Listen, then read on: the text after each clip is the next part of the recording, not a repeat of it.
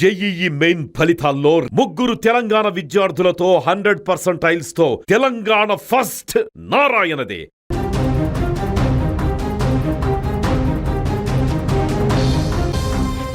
విజయ్ ప్రభుత్వానికి డీఎంకే అధినేత మాజీ సీఎం స్టాలిన్ మద్దతు ఇచ్చారు. ప్రజా తీర్పును గౌరవిస్తున్నామని, కొత్త ప్రభుత్వం ఏర్పడడానికి అడ్డుపడబోమని స్పష్టం చేశారు. ఇక మరో ఎన్నిక లేదా రాజ్యాంగ సంక్షోభం కోరుకోవడం లేదన్న స్టాలిన్ అన్నా డీఎంకేతో కలిసి ప్రభుత్వ ఏర్పాటుపై వస్తున్న వదంతులను ఖండించేశారు. ప్రజలు మార్పు కోరుకున్నారని, వారి అభిష్టాన్ని శిరసావహిస్తామని స్టాలిన్ చెప్పడంతో తమిళనాడు రాష్ట్ర రాజకీయాల్లో నెలకొన్న ఊహాగానాలకు తెరపడినట్లయింది. ఇక ఇదే విషయంపై మనం మరింత ఈ వీడియోలో తెలుసుకునే ప్రయత్నం చేద్దాం.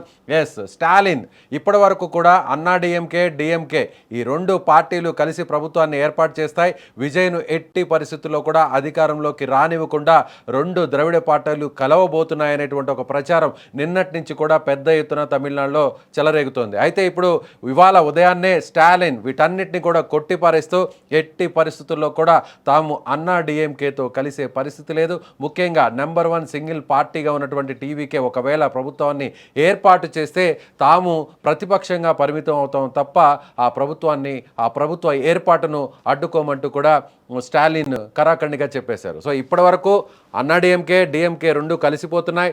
గత కొన్ని దశాబ్దాలుగా 6 దశాబ్దాలుగా నువ్వా నేనా అన్నట్టుకు తలబడినటువంటి ఈ పార్టీలు ఇప్పుడు రెండు చేయి కలిపి ప్రభుత్వాన్ని ఏర్పాటు చేస్తాయనేటువంటి ఒక సంచలనమైనటువంటి వార్తలు వచ్చినటువంటి నేపథ్యంలో వాటన్నిటికీ కూడా ఫుల్ స్టాప్ పెడుతూ స్టాలిన్ చేసినటువంటి కామెంట్స్తో ఇప్పుడు తమిళనాడు ఒక్కసారిగా ముఖ్యంగా విజయ్కి సంబంధించినటువంటి టీవీకే పార్టీ శ్రేణులు కూడా ఊపిరి పీల్చుకున్నాయనే చెప్పుకోవాలి. స్టాలిన్ చాలా ఓపెన్గా మాట్లాడారు.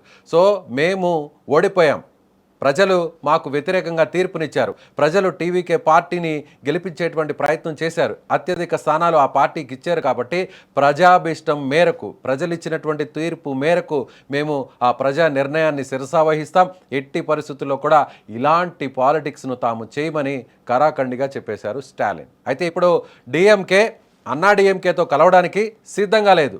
విజయ్ను సీఎంగా కానివ్వడానికి తెర వెనుకన చేసేటువంటి ఆ ప్రయత్నాలు తాము చెయ్యము, ఎట్టి పరిస్థితుల్లో అన్నా డిఎంకేతో కలవట్లేదు అనేటువంటి క్లారిటీ ఇచ్చేసినటువంటి స్టాలిన్ ఇప్పుడు అన్నా డిఎంకే దీని మీద ఏ విధంగా స్పందిస్తుందో చూడాలి. ఇప్పటికే అన్నా డిఎంకేలో 2 కుంపట్లు మొదలై ఒక వర్గం చీలిపోయింది, విజయ్కి సపోర్ట్ చేయాలంటుంది, మరో వర్గం మాత్రం కొద్దిసేపట్లో ముఖ్యంగా అన్నా డిఎంకే పార్టీకి సంబంధించినటువంటి అధినేత, ఆ పార్టీ జనరల్ సెక్రటరీ, మాజీ ముఖ్యమంత్రిగా ఉన్నటువంటి పళనిస్వామి గవర్నర్ అపాయింట్మెంట్ ఎందుకు కోరారు, సో గవర్నర్ అపాయింట్మెంట్ కోరడం వెనుకున్నటువంటి అసలు మతలబు ఏంటి, సో నిజంగా పళనిస్వామి ఇప్పుడు గవర్నర్ని కలిసిన తర్వాత ఏం చెప్పబోతున్నారు, నిజంగా విజయ్ ఇప్పుడు ఓవైపు అంతకంటే ముందు గవర్నర్ని కలిసి ప్రభుత్వాన్ని ఏర్పాటు చేయడానికి అవకాశం ఇవ్వాలని రెండోసారి రిక్వెస్ట్ చేశారు. మరి చూద్దాం ఏం జరగబోతుందో, స్టాలిన్ ప్రకటన పట్ల ఎలాంటి నిర్ణయం వస్తుందో ప్రజల నుంచి తెలుసుకునే ప్రయత్నం చేద్దాం.